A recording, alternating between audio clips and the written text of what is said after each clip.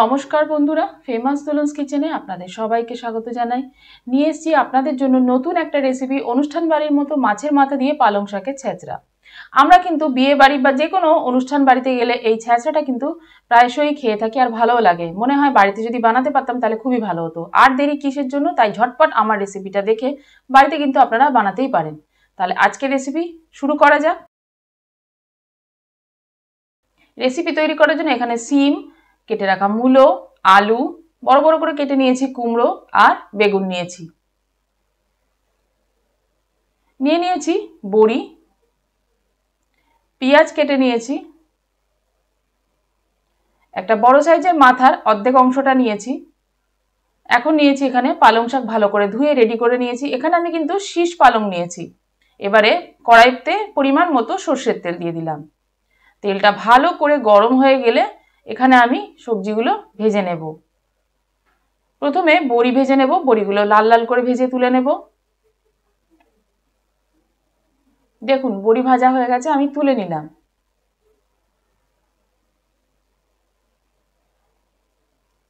এখন বেগুনগুলো দিয়ে দিচ্ছি। বেগুনের মধ্যে হালকা করে বেশ কালার আসবে ততক্ষণ কিন্তু বেগুনটা আমার ভাজতে হবে।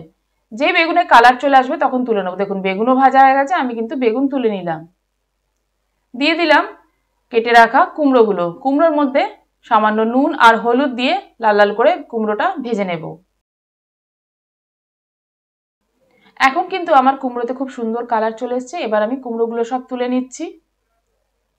কুমড়ো তোলার পর এর মধ্যে আমি মাছের মাথাগুলো দিয়ে দিচ্ছি। মাছের মাথা কিন্তু একদম লাল লাল করে কড়া করে ভেজে নিতে হবে, না হলে মাছের মাথার থেকে একটা আষ্টে গন্ধ আসবে, ভালো লাগবে না। দেখুন আমি কিন্তু উল্টে উল্টে ভালো করে লাল লাল করে ভেজে নেব। এখন কিন্তু আমার মাথা একদম ভাজা হয়ে গেছে, এবার আমি তুলে নিচ্ছি।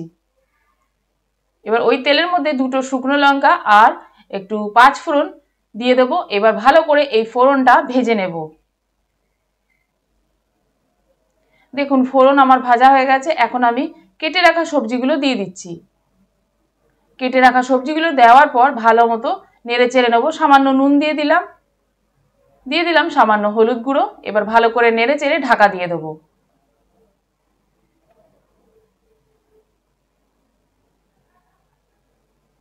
ঢাকাটা খুলে নিলাম। এবার ভালো করে নেড়ে চেড়ে দিচ্ছি। এখন কিন্তু আমার ভাজা হয়ে গেছে। এবার আমি এই সবজিগুলো এই কড়াইয়ের থেকে তুলে নিলাম। কড়াইয়ের মধ্যে আরো বেশ কিছুটা সর্ষের তেল দিয়ে দিলাম। দেওয়ার পর কেটে রাখা পেঁয়াজগুলো দিয়ে দিলাম। পেঁয়াজগুলো ভালো করে লাল লাল করে ভাজতে হবে।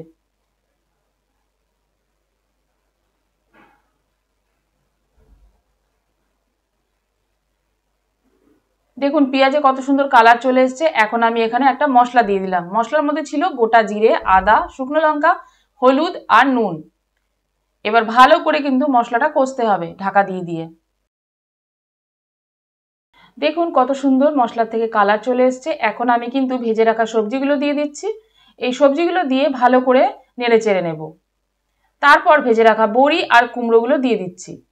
এবারে দেখুন আমার কিন্তু কড়াইতে বেশ অনেকটাই হয়ে গেছে, যেহেতু অনেকগুলোই সবজি। এখন আমি ঢাকা দিয়ে দিচ্ছি।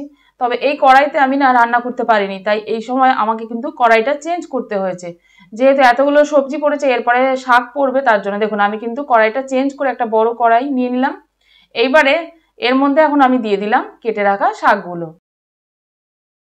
সব শাকগুলো আমার দেওয়া হয়ে গেছে। এখন ভালো করে মিশিয়ে নিচ্ছি।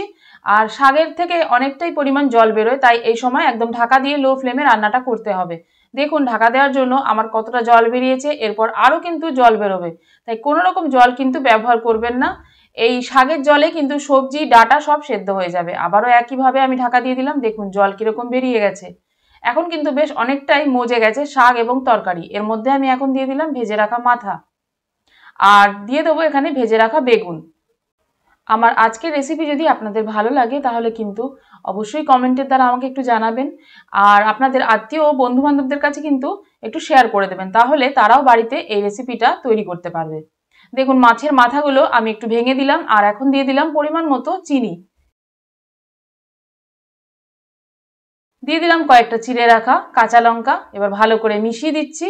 এখানে যে মেন ইনগ্রিডিয়েন্টসটা ব্যবহার হয় সেটা আমি এখন বলে দিচ্ছি। এর মধ্যে দেওয়া হয় ভাজা মশলা। ভাজা মশলা এমন কিছুই নেই, জিরে, শুকনো লঙ্কা, গোলমরিচ একটু হালকা খালি কড়াইতে ভেজে নেবেন। তারপর গুঁড়ো করে এর মধ্যে ব্যবহার করবেন। আর তার সাথে দেওয়া হয় গরম মশলা। এখন দিয়ে দিলাম গরম মশলা। এগুলো হচ্ছে মেন ইনগ্রিডিয়েন্টস। তার সাথে যে সবজি এবং যেভাবে রান্না করলাম, প্রসেস দেখালাম, সেইভাবে করবেন। একদম পারফেক্ট কিন্তু অনুষ্ঠান বাড়ির মতোই মাছের মাথা দিয়ে এই পালং শাকের ছ্যাঁচড়া বাড়িতেই তৈরি হয়ে যাবে। তাহলে আজকের রেসিপি ভালো লাগলে কিন্তু লাইক ও সাবস্ক্রাইব করে সঙ্গে থাকা বেল বাটনটা প্রেস করে নেবেন, যাতে করে আমি যখনই নতুন কোনো রেসিপি দেব সবার প্রথম আপনার কাছে নোটিফিকেশন চলে যায়। আর যদি আপনারা পেজ থেকে আমার এই রেসিপিটা দেখে থাকেন তাহলে কিন্তু পেজটাকে ফলো করে লাইক করে নেবেন। চলে আসবো নতুন রেসিপি নিয়ে। ধন্যবাদ।